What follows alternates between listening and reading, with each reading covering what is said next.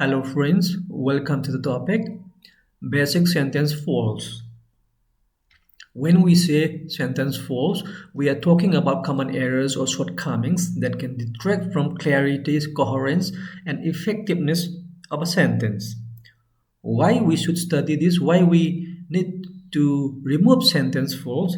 Yes, it matters because it enhances correctness, clarity, and precision in communication if we remove sentence false from our writing as well as speaking. You see the example here. The dogs runs fast. Here, dogs and runs doesn't match. There's no agreement between the subject and the verb. So this is a basic sentence false. The fault lies with the agreement of the subject and the verb. And the sentence false, which are very common, are listed here. Number one, first of all, run-on sentences, then fragmented sentences, comma splices, subject-verb agreement errors, as we have seen the first example, misplaced or dangling modifiers, lack of parallel structure, sometimes we call parallelism, then wordiness, double negatives, awkward sentence structure, and overuse of passive voice. These are common sentence errors. Let's see how to remove them or how to identify them. You first of all, let's come to run-on sentences. You see here, run-on sentences are two or more independent clauses which have been joined without proper punctuation or conjunction. You see the sentence. The farmer planted the seeds in neat rows. He watered them every morning. He checked for pests regularly. The plants grew strong and healthy. This sentence has got all together 1, 2, 3, 4. Yes, 4 clauses, all similar, 4 independent clauses, and all have been joined without a conjunction and only comma. But you look here, if we write like this, the plants planted the seeds in neat rows, watered them every morning, and checked for pests regularly. Another sentence, the plants grew strong and healthy. You see why I have to separate this into 2 sentences. You see these 3 verbs, planted, watered, and checked. This have been done by the farmer. So let's make this 1 sentence. And the next one, grew. We know what grew. It is a plant that grew. So this is another sentence. So this is how we avoid run-on sentences easily. Next point is fragmented sentences. You see here, the greenhouse filled with rows of tomato plants, a perfect environment for growth. Yes, both the sentences are incomplete. They are fragments. So we can rewrite like this. The greenhouse was filled with rows of tomato plants, creating a perfect environment for growth. Then the meaning is complete.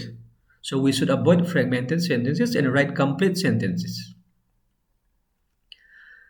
Next come to comma splices.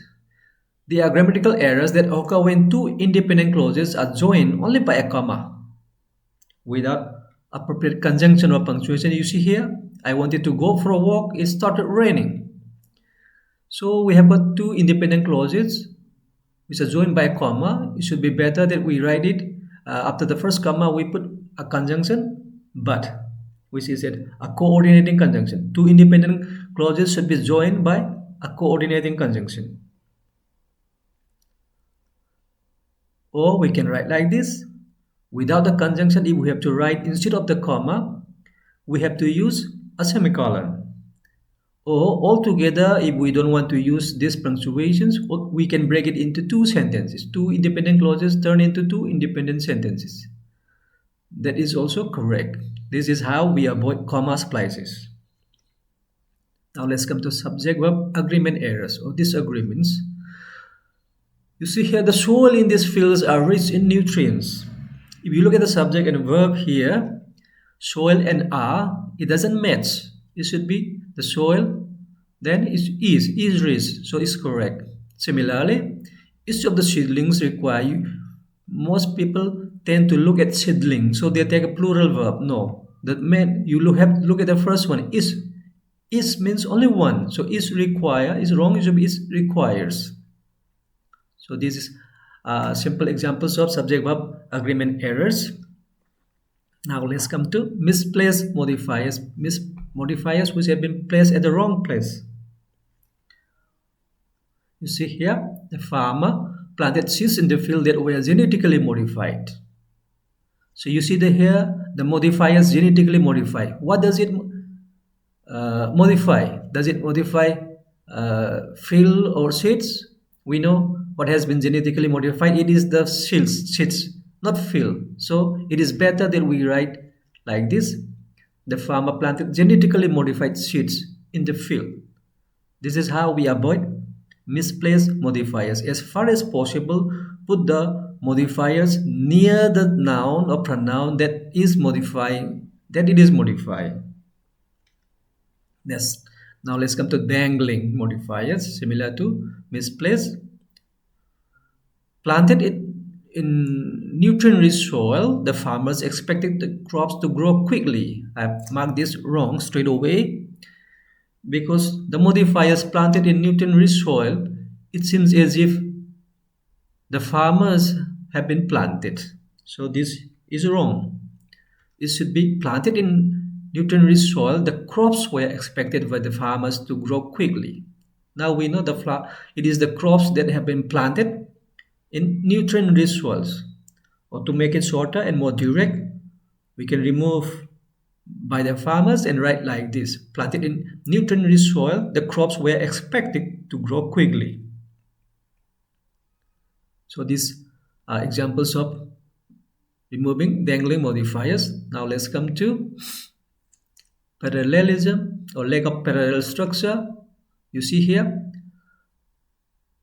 a successful farming business depends on good soil, proper irrigation, and managing pests effectively. The sentence seems to be all right, grammatically is correct, but you see the structure. Good soil, good adjective, soil noun, proper irrigation, adjective followed by noun. But if you look at the last one, managing pests effectively. So this is wrong. It should be good soil, proper irrigation, and effective pest management. So it becomes so that the last one also becomes adjective followed by noun phrase. Now let's come to wordiness. Wordiness means using too many words where many are not needed. You see here, farmers should take into consideration the fact that soil quality plays an important role in determining the overall health and productivity of their crops. Okay, it's all right, but it's very wordy. Instead of this, we can say farmers should consider that soil quality affects crop health and productivity. So in this short sentence, we express whatever we want to express with the first long one. So the first one is what we call wordy sentence. So we should avoid wordiness so that our sentence becomes more effective. Now let's come to double negatives. You see here, the soil doesn't have no nutrients left after the drought. You see here, doesn't, no, two negatives. So this is what we call double negatives, and we should avoid double negatives. You see here, the soil doesn't have any nutrients. Now is correct. But sometimes, suppose you say, I have never seen nothing like that before. You might have heard sentences, similar sentences in movies. We can use we use this one such let's say structure, or let's say kinds of double negatives only for emphasis in informal context. Even in regional dialects, speakers of regional dialects, you might listen to them. They might be sometimes using such double negatives. Or even in movies, you can hear African American vernacular English, or let's say African American speaking double negatives. So these are not standard English, so we should avoid double negatives, particularly in our academic writing. Now let's come to awkward sentence structure.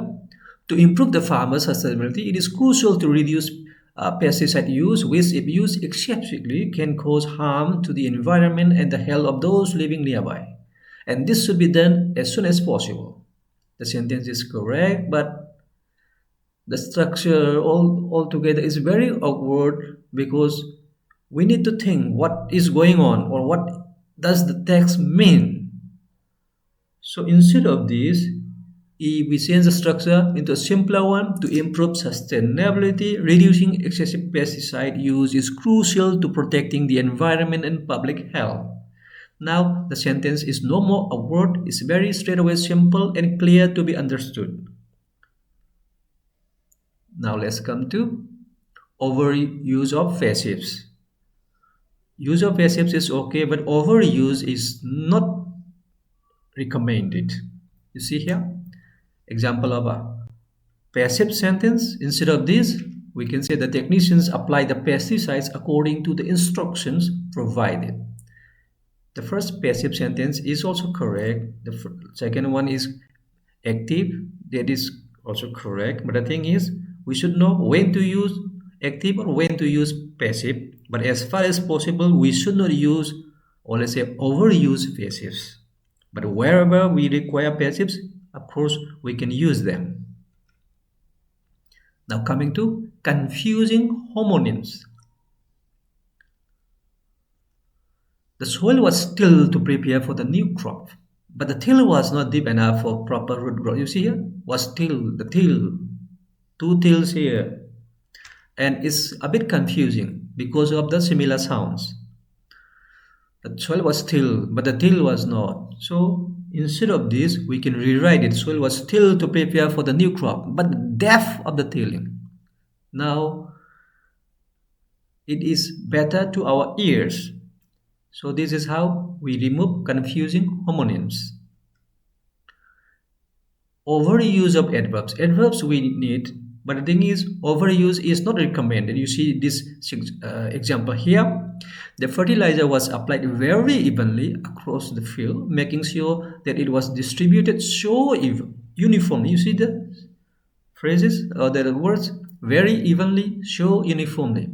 If the fertilizer is been applied evenly, we don't need very. Evenly is enough. Similarly, it has been, or let's say it was distributed uniformly. So it is already uniform, so we don't need so. So without these two, we can rewrite the sentence simply like this. The fertilizer was applied evenly across the field, ensuring all patches were treated. So this is simpler, and adverbs have not been overused.